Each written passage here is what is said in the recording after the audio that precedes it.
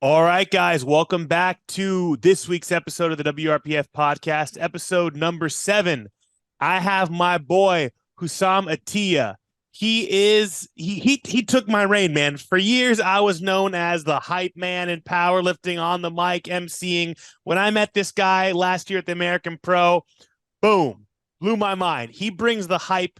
Not only does he bring the hype, he's a strong ass motherfucker. I had no idea who he was at the time. And then I look at his Instagram later that day. I'm like, damn, all right, all right. And he is one of the nicest people in the world. I'm super excited to talk shop with you, bro. You came before the Ghost Clash. You brought me some baklava and you kicked it even though you were about to weigh in. So I'm excited to shoot the shit with you for the next hour, man. Welcome. Hey, I'm honored to be here, man. Always a privilege to talk to you and be a part of something so big that we're building. Hell yeah, man. Absolutely. So, me, not like I just mentioned, I didn't know who you were up until just a couple of months ago. All right. Hmm. Looking at your open powerlifting history, I always open powerlifting for all of my guests, kind of talk about their competition history. It really seems like just over the last 2 years that you've burst into the scene and Hmm. you burst into the scene in a huge way to the point where you already got rivalries going, right? Something else Yes, we're sir. also going to touch on and talk about in this episode. But before we get into the tea and we get into the juice of it all, let's just talk about who Husam is. All right. Give me your background, where you started, what got you into powerlifting. Did you play sports before? Are you originally from the United States? Give me the rundown. So a quick rundown. I'm from Iraq. I was born and raised over there. We fled that country because of war and all these situations with Iraq having that to Syria, and then we ended up coming here in 2005. I was 11 years old. When I got here, I played football in middle school, and then in high school, I was all wrestling and soccer.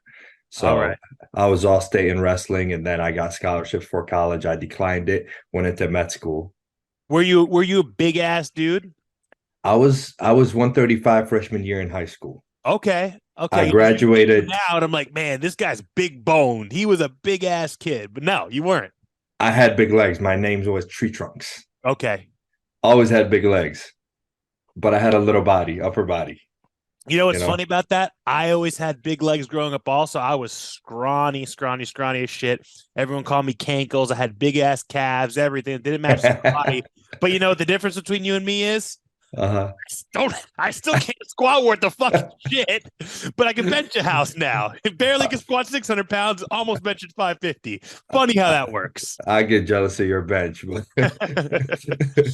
but from there I did all those sports, and then I got into lifting because I wanted to be strong for wrestling. Okay. Started High lifting and school. You were lifting in high school through or wrestling. started at 14 years old. Okay.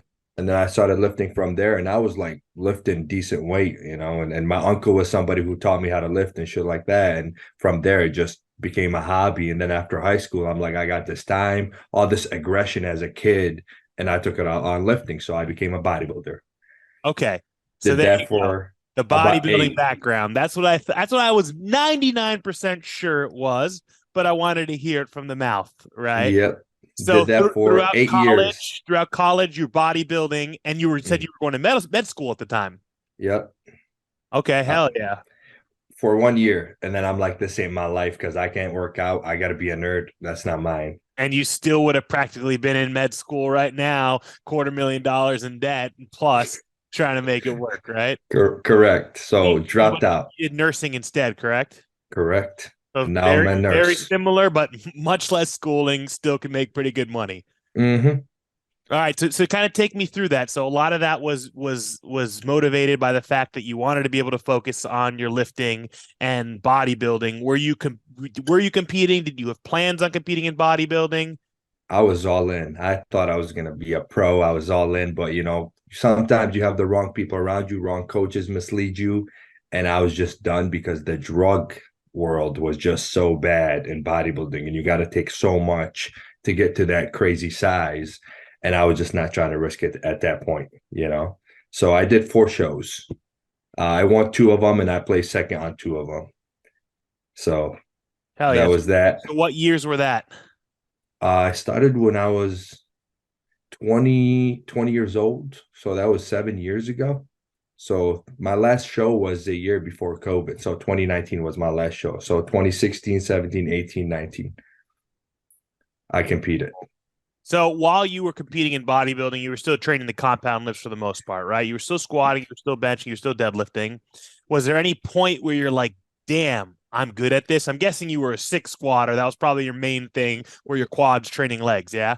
Yep, I would do fun stuff where I would squat 315 for like 20 reps and bench 225 for like 50 reps. And like people are like, that's insane. I'm like, it's all right. Cause I always watch strongman and the numbers they lift are insane. And Sure. they wear suits. So that's how I compared myself. And then I got invited to benching competition, deadlift competition. And my first deadlift competition, I did 725. It was the ugliest rep ever though. One of those hinging and back bent and all that good stuff. And then benching with a bounce, I did 455. And people are like, man, you should do powerlifting. I'm like, nah, it's not for me. I ain't trying to have a belly because that was the idea back then. Right. Look fat. Right. But not even really. That was the idea from the bodybuilders. For us, because I've been powerlifting since about 2014. So Yeah. those were the days where it was still kind of that. And then we see the Dan Greens, we see these guys coming along. Mm-hmm. Damn, you can be aesthetic. Exactly. So in our world, powerlifting had already grown a ton by 2020. It had Mm-hmm. already been my career for over 5 years by the time COVID rolled around. But it's funny from the outside perspective to bodybuilders, that's still what they were thinking. Because even us, fat, you know what I mean? Like shit, by Yeah. bodybuilding standards, now you're fatty, aren't you? Literally.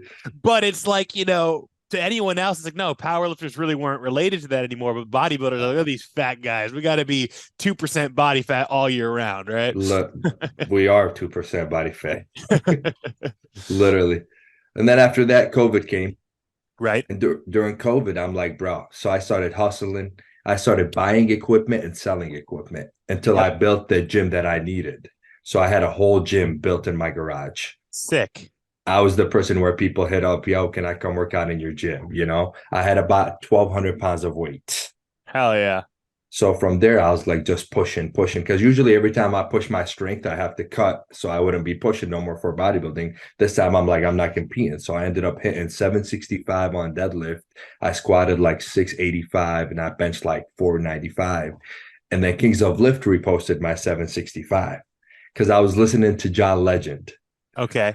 So people are like, this guy's insane. Like he's over here dancing to John Legend, lifting this, not even caring. And then I'm like, I don't know who Kings of Lift is, Right. And I'm like getting all these followers. People are like, you should compete, you should compete. So I decided to finally do it. So take me through your prep for your first powerlifting competition.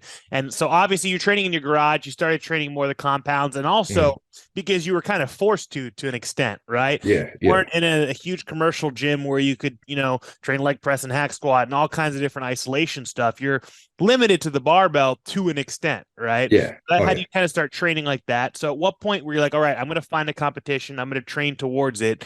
And what did your training look like leading up to that? I still didn't really try to compete at that point. It was more of when I moved to Illinois. I moved to Illinois for nursing school. Okay.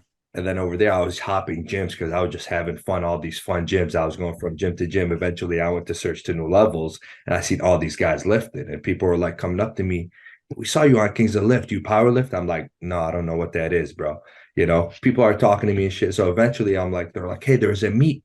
You should do it. And I look and it's 10 weeks out. So I hit up a coach. I'm like, hey, I'm 10 weeks out. You want to coach me? And he's like, that's really short notice. I'm like, well, by that point, I squatted 700, I benched 500, and I deadlifted about 785, 795. And he was like, that's your numbers. You can hit 2K. So I'm like, let's do it. He's like, you'll be ranked number at that point. It was top 4 or something, top 3. So from there, we decided, and I started pushing forward. So that was 2021 where you did the Surge Power Battle, yeah? Yeah, that was in 2021, April. April 2021. So take me through what that prep looked like going into that first meet. What was it like going from that bodybuilding world to preparing for a meet? Did you have a coach there? Like, was it like so far out? Had you already attended some meets leading up to that, or what was it like? I did not. So the way it went, it was very different, but it was an easy transition. My body didn't get too beat up because the transition was from I'm over here pushing, and failure to now you're doing RPEs. You're not really killing yourself right off the bat. We're building momentum week by week. And I liked it because by the 4th week, my body's fresh and I can actually push, but I couldn't gauge the RPEs because I didn't know how to do them at that point. Right. But eventually by the end of it, I kind of got a little bit accustomed to it. I was still a complete rookie, and I went a week out of my meet and watched another meet. Okay. So you got the Yeah. kind of the vibe for it then. Yeah. Take me through going from squatting 705 at that first meet to kind of the trajectory that you had after that in the last couple of meets. So that was just 2021 April. So that was barely 2 years ago. Obviously, you had a stronger squat, but was the kind of the approach just like stay more conservative into that first meet? And what has that, trend kind of looked like?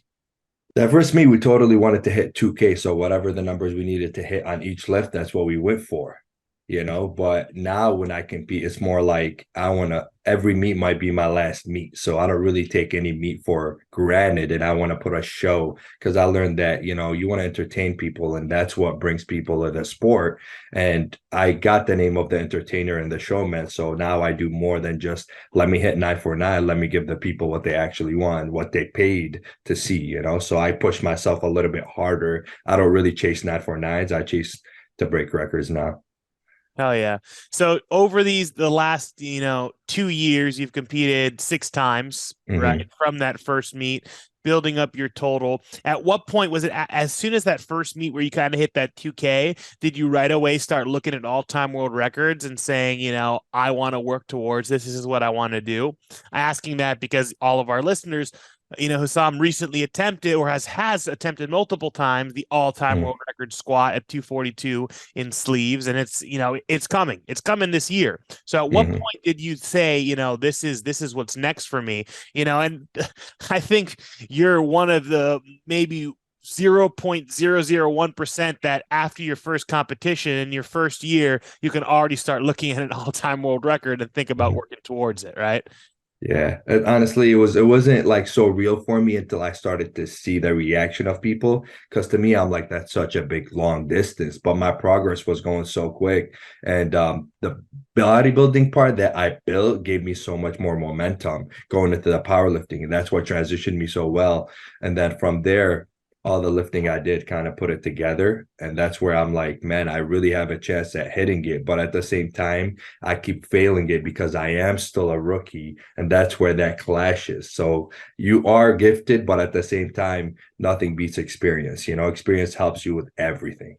So would you say it's kind of one of those things where it's like once you set your sight on it, even though you knew maybe it should be, here's where you are now, it should be further down here, and you should kind of enjoy those steps along the way. You're like, nah, fuck this. I want to jump from here straight to Mm-hmm. there. I mean, yeah, I wanted the big dogs, and a lot of people laugh, because I talk shit to John Hack about, wanting to beat him. But I've never been somebody that did sports or anything that's competitive to be like, all right, that guy's gonna win and I'm taking second. Like any day of the week, any human is being. And I can sound crazy, and people always say, there's people commenting that I'm in a different planet for saying this, but in reality, it's like, what are you competing for? If you're competing for second, you should just go home right now, because that's what my competitive nature is. And anybody that versed Michael Jordan, for example, didn't say, oh, he's about to whip my ass, I'm just going to go home and let him win. We're here to compete. So if you're not here to compete, you shouldn't be talking at all. You know what I'm saying? I agree. And I think hearing you say that you know, it is a huge differentiating factor where the realistic side of people and the data analyst, you might analyze what's on paper and think, well, let me just, be realistic and accept what I can get. And you kind of do that. But I feel like that's not going to push you to the same level as if you just kind of set your eyes to the stars and you just keep climbing and keep reaching, and you set yourself so far beyond so that you're not just so short-sighted where you're only focused on this right in front of you, right? I agree. I mean, my whole life, to be honest, has been a freaking shooting for the stars. I grew up in a city, Nasriya, where you've never heard of it. I was even supposed to be here. So I'm already like way ahead of what I thought I could achieve. I'm a nurse in America where back in the day we would love and dream to be in this country. I'm living it here. My dad is a doctor. Like my life is so blessed that when I speak this craziness to people, it's not craziness to me because I've already seen crazy in my life. So this is normal. Me out talking about beating another person, lifting weights is not crazy to me. And I think where, people, they doubt it, they hate on it, they don't listen, but where you need to look at the data and the facts is it's like you've Hmm. been able to set yourself up for success in so many other ways in your life, even with adversity and different things thrown against you. So it's like when you have that mindset of looking as far out as you can and not stopping till you get there in everything in life, that's what's going to differentiate you from someone who kind of, even if you look at it in a professional aspect, someone who just punches a clock and goes, day in, day out doing the same thing versus Hmm. someone like me who owns way too many businesses and will never stop, adding more to what I have going on because it's like, I gotta keep going, keep pushing, right? Exactly. There's people that have brains like ours where it's like 1,000 miles per hour, and we don't know how to just be settled down and like focusing on one thing. We're always trying to overachieve, even though to people, we're already there. We're doing it. But to us, it's like we're not good enough. That's something that I've been saying a lot more lately, like work harder. You're not good enough. Work harder, you know? Exactly, man. Exactly. I love that. So take me through. All right, we finished kind of that first year, getting the first competitions under your belt. Fast forward to 2022, last May, so just about a year ago, right? Hmm. You then squat 805 in competition. That's obviously a huge milestone, right? Then your next competition after that was your first time kind of attempting that all-time world record, right? Hmm. Take me through what had anything changed over that first year? Has your training style stayed the same? Or you kind of still with the same coach? And it was like that was kind of the goal, but then finally that competition is where you knew you wanted to attempt it? Or how has that evolutionary process looked like? So honestly, that competition, I wasn't even supposed to do that competition. But my training stayed the same through the whole time. My progress was phenomenal. I doubled 828 prior to that meet. So I was on progress, to smoke that. And I hit 838 as my last squat. So, and everything I was smoking them. They looked like war bumps, but I was supposed to do the power surge, but during that whole time, I moved back home. I finished school, so there was so many transitioning happening, and I didn't want to do the power surge anymore. I wanted to go compete. I wanted to go against Jamal Browner. He signed up for that meet. That's a chance for me to go against the big dog. Right. And I love, like I said, I love competition. So to me, even though I wasn't prepared to go a week earlier, I called the coach and I'm like, hey, I want to do this. And he's like, you're not going to hit the squat record. I'm like, I still want to attempt it. So he already knew I wasn't going to get it, but it just, I had that mentality of I want to do something that's going to push me mentally. I I don't think want to, hitting a world record at an easy meet sure. isn't as satisfying as going against the big dogs with Joe Sullivan, Jamal Brown, or John Hack and hitting that record there. Agreed. And I think that that's like what your coach said. It's like it's very also important for coaches to have like conversations with athletes and let them know what's realistic at that given time. You know what I Hmm. mean? But that's also like your, kind of champion mindset. We were able to hear that, but you're like, that's that's a possibility, but there's still Yeah. always the possibility. We're still gonna push, we're still gonna attempt it. If there's a time, the best time to possibly do it, that's probably it, right? Yeah. I love that. So, looking at those numbers from that competition, you attempted that all-time world record squat, and then you only got your opener deadlift. I'm curious because I remember watching that competition, but I still think you weren't that much on my radar. I don't know if I wasn't following you quite at that point. Um, Hmm. if you would have hit those other attempts, because I'm sure you've gone in and you've done the math, where Hmm. would that have placed you against Jamal? Or would have put me second, right behind him. It still put you second. Okay. Yeah, yeah, Yeah. yeah, yeah. So So he after he hit that 1,000 pound Oh, deadlift, that's right. That's when he finally hit the 1,000. That's yeah, right. But yeah, historically, based on other totals, if it would have been like another performance meet, you potentially could have actually yeah. got If that. he missed that 1,000, I would have had him if I hit my lifts. Right. I mean, look, You know. we'll get into the whole death grip Derek thing in a second, but Derek had his right talking that smack for so many years, calling him slippery hands McGee, Hmm. and then I went to Derek after his last meets and be like, I wonder who the slippery hands McGee is now, bud. Hmm. Literally told him that. He's like, yeah, me. Yeah, yeah, yeah. But That that's is funny, true. man. That's great. Okay, so we attempted there. Timing wasn't necessarily right. And then you refocus, you start going towards you have other competitions, and then looks like your next competition was my meet, the Goes Clash, right? Correct. So take me through that. Had you been battling any injuries, just work? What was going on? And no injuries. I just started working 12-hour shifts, 4 nights a week, started to get the night shift rolling. And then a lot of family changes, I had I had a couple of family death happening. So that kind of took a hit, training. I was skipping a lot of training sessions. There's a lot of training sessions I wasn't going to. Nutrition wasn't good. I wasn't following any protocol of my training at a certain point where I'm skipping weeks, but I'm trying to maintain what I can. And I almost, like I hit you up when I hit you up and told you I almost pulled out, but I'm gonna come just to be there as a person because people want to watch me. And I was just shooting for the sky. There was no really goal plan of hitting a total. It was just, trying to go up above the total I had, Yeah. But there was no records gonna be broken that day.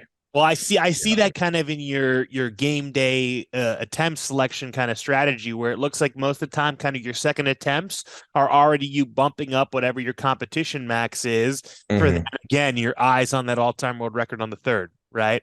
Yeah. And that's then taking us to your most recent competition, the Fighter Quick Classic. It seems like that's exactly what you did again there, right? Yeah. But Yeah. a bump an all-time PR, to help feed your total on that second attempt, hit a big 485-kilo squat, then go for that all-time world record on the third, right?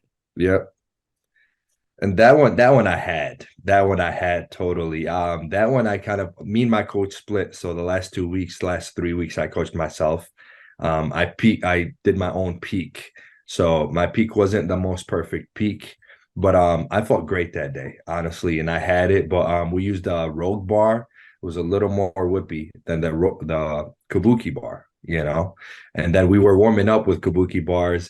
My warm-up area was super small because it was a smaller meet, and then I was squatting with a bunch of people who are squatting 500, 600. So like stripping weight and like my time, I did my squat warm-ups within 10 minutes, So appreciate Joe. He was helping me, and racking them and trying to get people to get out of the way.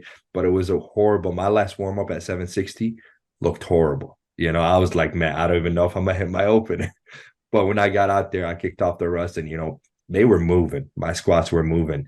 And on my squat record attempt, I guess I did a little hinge hip, and Garrett called it off right away. So I thought I had it and I was moving up and I got a little bit stuck, but I did a little tilt forward.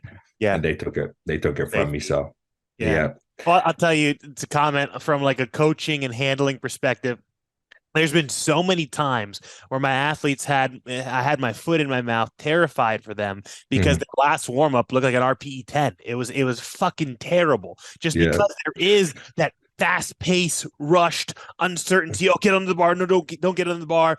In a warm up room that's not always ideal, might not have as many monoliths, whatever it may be. Yeah. And I swear, if I had $1 for every time that last one would look terrible, and then you go out and the opener, you could hit it for $5, be a rich Literally. man. It's crazy how often that happens, And it's a mind fuck as a competitor. I remember when I was competing, the same thing happened for me all the time. I was known for, when I competed, I would get so nervous, right? The night before I would not sleep at all, right? And me, when I get anxiety and I get nervous, which I get all the time from work and work related stress, eat. I can't eat at all, right? And if I do eat, I vomit.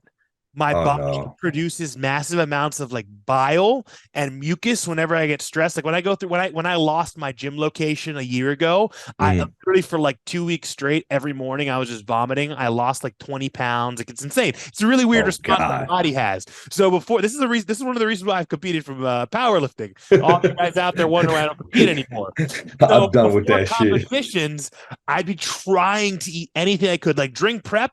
Boom. I was always trying to fill out a weight class. So I was always eating 5,000 calories a day, getting it in, having fantastic preps. Those last 2-3 days leading up to comp, super nervous, couldn't get anything down, would force feed little bits of food. Morning of competition, I would always go just get like egg white delights from McDonald's, like very easy to eat, nothing too crazy. I swear, every single competition, I'd eat those. I'd feel okay, I'm okay. Start warming up for squats, run to the bathroom, vomit like crazy, get my opener in, and then I was perfect. And then I was great for the rest of the day. Fantastic for the rest of the day. It's always the opener, man. Yeah. Yeah, they're just that uncontrollable nerves. 10 out of 10 would not Yeah. recommend. And this is why I was not built to be a power lifter, because it's okay if I vomit when I'm dealing with work related stress. But if you're doing it leading up to competition, not the best, circumstance. Nah, To no, say you the don't want least. to tear no muscles, you know? No, That definitely shit not. is horrible. Hell yeah. So, okay, so taking us there we go. That was the Fighter Quick Classic most recently. Hit a Mhm. 977.5 kilo total. Now, that was just kind of a warm up for what's to come this year, right? Yeah, Coming yep, up next, the American Pro. yep. So take me through that. Last year, the American Pro, you were there just as a spectator and a commentator. Again, that's where I Mhm. said we first formally talked for the first time. You were bringing the absolute hype on a next level. And I'll tell you guys what a good guy he is. He was coming to compete at the Ghost Clash, and right from the day he signed up, he's like, "Yo, I'll still MC the day before I compete." And I'm like, fuck you, dude. No, no, I will not let you do that. Screaming your lungs out, forgetting to recomp and eat, and then compete the next day. But so American Pro, we were all there. We were all super blown away. So right away, I'm sure, you knew to put that on your calendar and start preparing for that, right? Oh yeah. So take me through what kind of prep is looking like right now. Take me through the competition going into this meet. Take me through the shit talking. Let's just open let's open it. Let's open it up. I honestly, my training was going steady, but I'm focusing not on just my training. I'm doing my nutrition, my weight. I'm tracking. I'm walking around 240, so I'm already underweight. My health is on another level when it comes to training, and I'm building my cardiovascular to a whole another level of my stamina. So I'm bringing a whole different ballpark. I'm doing a whole different type of training. Jake Benson is coaching me now. So it's kind of dope because he's really pushing my body and he's somebody that understands how gifted I am when it comes to strength. And we're going crazy with it. And I was And kind of cruising. this is who has coached Joe to his all-time world records also, right? Yep, the last four Very squat cool. records. Yep. Very cool. So he has his hands full coaching me and Joe at the same time to go Right. for records.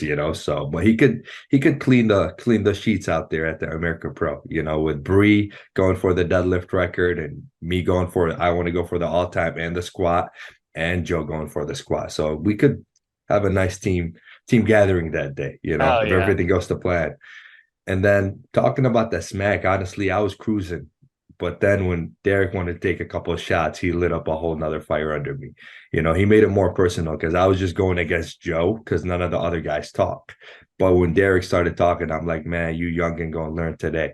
22 years old, you're gonna learn. You're gonna learn who talks, because Well, you can most talk that talk. specifically, I mean, Joe is still competing at 220, right? So even though you Yeah, guys going head to head friendly numbers, that's more of actual friendly rivalry. It's like yeah. teammates wanting to push each other, say, bitch, I'll squat more than you. No, bitch, Mhm. I'll squat more than you. You know what I mean? Exactly, But exactly. then, Derek is your weight class. He is your Mhm. actual direct competition. You guys Correct. are just kind of talking about things, and then he came into the mix and started shooting shots, right?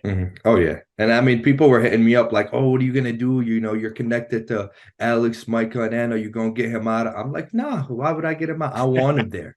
I'm like, "I hope we have a press conference because I'm a shit talk him on the mic." I'm like, "We should do a press conference because it's gonna get heated." I'm like, I'll get in his face and make him feel this energy to that day, you know. I'm very excited because I'm sure they will have one. I'm sure we'll make sure he's there. And this is just me curious. I'm very curious to see how he'll respond on the ball, as opposed to I being able to read and process an Instagram story in question and think of kind of a witty response and how to answer and make something funny. When someone's it's a very different thing being behind a screen mhm. processing things as opposed to a motherfucker in your face, right? Exactly. So that's what's gonna be funny about it is that most of the people he shit talked just let him be. I'm not that type. So when we get face to face, I've had one person shit talk me before, and I got to his face. And I'm like, "Yo, you got something to say?" He's like, "No, man, it was just a post. Like I didn't mean nothing by it." I'm like, "Oh, now you mean nothing by it. Like, come on, talk your talk. I'm in your face. I'm giving you the permission. Their whole energy changes. So like it's different when you're face to face. Like you said, You don't get to sit behind the screen and talk your talk, you know. And it's also a lot of it is generational too. It's like, we're almost same age. I'm 30, you're 28, kind of come from Hmm. a little bit different times before all the social media, not coming up on that as much. I didn't go to the best schools growing up. You know what I mean? Hmm. It's like it just things are so different now. You know what I Oh mean? yeah. But it's like when you're face to face, sure, there's going to be competition, but let's see how witty you can be and what you can say when the cameras are on, the microphone's on, and let's see what it's really about, right? I mean, when you think about it, who has Derek competed against at 242? Right. Exactly. It's Yeah, an they've easy never been at the ballpark same when top. Yeah, exactly. It's an easy walk in the park when you got no stress on you and not nobody chasing you or nobody ahead of you, you know? right. That's why I give Jamal Browner props because I was the hype. People were hyping me up a lot more than what I deserved at that meet, you know? And they were like, he's gonna smoke you. And he came and delivered, you know. Right. Yeah. So that's what it's about. Can you deliver? Because I only picked the Ghost Clash for your meet to go against Derek because I wanted to go against Jamal, then go against Derek, you know, and he pulled out. So like, and he did a meet 2 weeks later in Texas. Right. And it's So it's like, funny. I asked Derek about that in a recent conversation that we had, and I was like, look, it was like you pulled out of the last two Ghost Clashes. He's like, yeah, well, because he was angry and he was talking shit to me. He was talking shit online and then talking shit directly to me mhm. about my athlete Juwan, right? He Okay, was he competed at USAPL meet local in Florida, I got saw that. sick, pulled out. I Hmm. was shocked too. I didn't know. I wasn't there at that meet. He called me, he tells me what's going on. I also personally wanted him to choose another meet because he was peaked so well at that time. I was like, yo, I have a USAPL meet in 3 weeks. I was like, let's choose something else. But he was like, I don't want to. He's like, I just want to dive into, off season, focusing on, the American Pro, whatever it is. And it's like, Hmm. I respect that. Okay, I respect that. But then Derek started going in, going in, going in. And I'm like, but dude, you've pulled out of my meet twice, and Hmm. those head to head battles. He's like, well, I register for about 5 or 6 meets and then choose whichever one is perfect for me.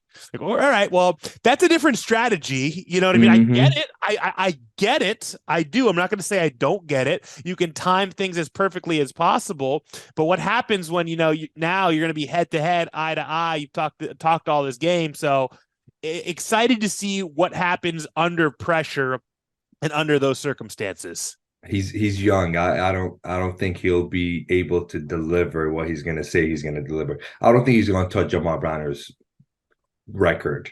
And he's also saying he's gonna squat 903 that day and take the squat record and then go to 275. So we'll see how that goes because I don't think that's gonna happen either. Well, I think you just mentioned an advantage that I didn't even know you had. That was something that I was curious when I was overlooking your open powerlifting and stuff like that.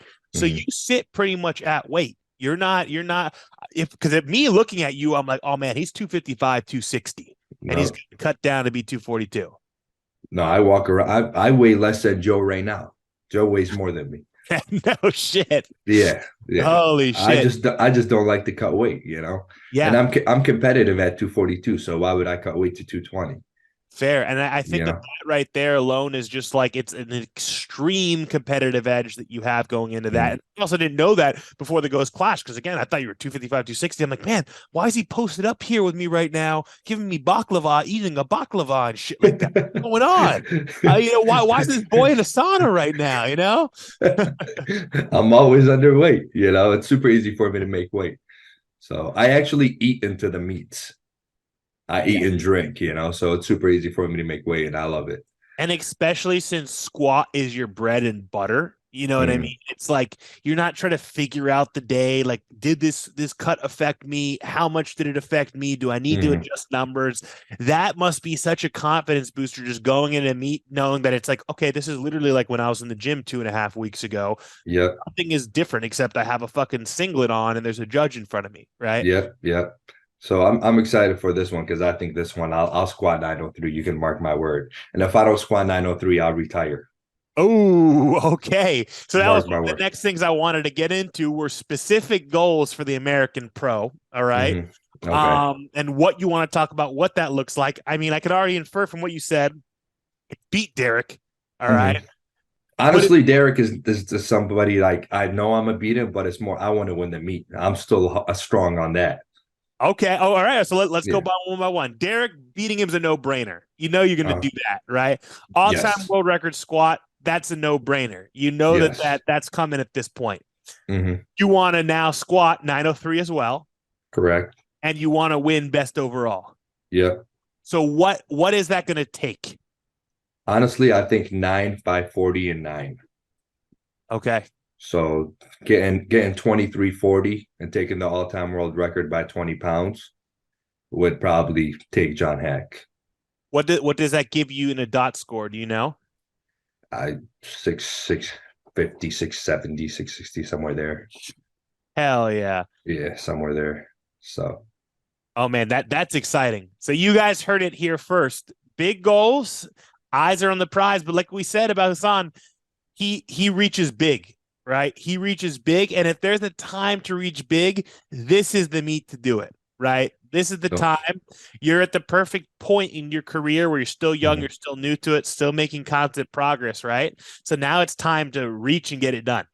Oh yeah, I mean a lot of people like one thing I posted and another thing is Jesus Oliveira asked, he's like because I posted something and I said I made history without making history, you know? And Jesus is like, I'm really boggled by that. What do you mean? Like this is kind of bothered who he is, right? Because Yeah, you got all these young lifters who are hitting these numbers and making history, right? right. But to me, you know, I've made a difference, you know, I've changed the game, you know. And to me, that's history. To me, coming from where I am and being able to lift, being the strongest Arabic, Middle Eastern in the world is history. So you don't have to accept it. It doesn't have to bother you. You know, you can just ignore my comments if it sounds dumb to you, right? But some of them take it personal because they know it's the truth and they get bothered by it. No, I mean, literally the way you just broke that down, it makes sense to a T, right? History doesn't just necessarily mean numbers on a scoreboard, right? Mm-hmm. In what look at what actual history and what is written in actual history books. Oh You know what I yeah. mean? It's not about who shot the gun so many times. It's about what you did and what statement you made and how that was kind of established. So agreed 100%. Agreed 100%. I can see how people might not have understood the interpretance of it, but I think you explained that in a perfect way. I'm glad because we're the same age. This new generation don't get this shit. Yes, 100%, You know. 100%. So we dove into the American Pro goals, those specific numbers, and what you want to accomplish at that meet. Mhm. Where do you see yourself from there? Because again, like I just mentioned, you're new to the sport. You're only a couple years in. What are your longer term goals, or do you really kind of set your eyes on what's immediately in front of you? Honestly, the American Pro is the only thing I have my eye on right now. Because next year I might take a whole year break. So my body health and you know my family is my number one priority. Most people don't realize that, you know, my career, my family, those are my number one concern. And I do powerlifting as a hobby, you know. I don't Right. make money off of it. I don't do this as like a job. It's something I enjoy doing. I love it and I have fun, you know. That's why when I fail world records, I don't get down with it. You know, I don't get down and be upset with me not getting a record or Garrett telling them to lift it. You know, most lifters would have got mad. You know, for example, Andrew House just talking about his soft lockout, went out of his way to confront Garrett, and have a confrontation. You know, Good where times. That was right? fun. That's what we needed in the sport, man. That's what I'm saying. Again, Hey. that's generational violence. I'm just kidding. But Hey, you gonna recommend to the wrong people? I'll start it off. Let's go. You know, but like for me, that none of that makes me feel any type of way. And that's why people sometimes get mad because they take it a lot more serious. And they're allowed to take it more serious if that's their passion and that's their job and that's what they do. Like Derek makes money off of it. Jesus makes money coaching out of it. Like all these young athletes, I respect what they do, you know, but at the same time, they need to respect me and what I do as well, you know. yeah, I agree. Agree So 100%. So and it's yeah. funny, before I even asked you that question, just hearing and analyzing how you've spoken this entire episode, I had a feeling that's what it was. Eyes on what's directly in front of you. You focus on that. Life is super important. Life is never guaranteed, right? So from there, Yep. then you focus on what's next, right? When it becomes time. Yeah, I mean, most people take life for granted, like I said, man. And to me, like I look forward to times where I spend with my mom, with my dad, with my niece and nephew, where I can go out with them and not worry about, hey, I got to go work out. I got to go hit these Yep. numbers. I want to be able to enjoy life a little bit. And I'm at an age where I could do that and I make a great income. So I'm going to break the record at the American Pro and then let them talk about it. Hell yeah. I love that, man. I love that. I love that. And I'm king of that. When I hung up the shoes and retired, a couple years back. It's like alleviating that stress, getting to focus on my career, getting to focus on my life, and the fulfillment that comes from those is Mm-hmm. is second to none. Like you Oh, said, it's like lifting is a privilege. It's it should be fun, and as soon as it becomes too much of a job and too much of a chore, that's where you very easily will kind of get burned out, and all those other aspects in your life, you're just letting them slip away. exactly. Most people don't know how to prioritize things. And you can see how happy you are with your kid, with your wife, and how you enjoy your time. And you guys still find time to all go to the gym and go on vacations where the gym isn't the most important thing, where you guys can go do everything else. And that's what's life about sometimes. And people don't realize that.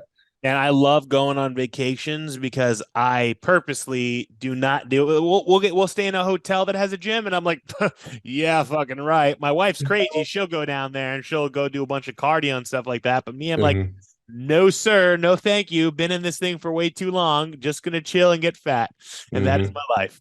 So Literally. excited for you for next year. That will be very enjoyable, and I know that will just give you a refreshing then to see how the year went for everyone else to come Hmm. back even better, come back even stronger if that's your goal, right? I mean, I'll still be coming out to all the meets and hosting, and if you guys let me, be the main commentator, I would love it. I still want to Took be the words, involved. took the words out of my mouth. Took the words out of my mouth.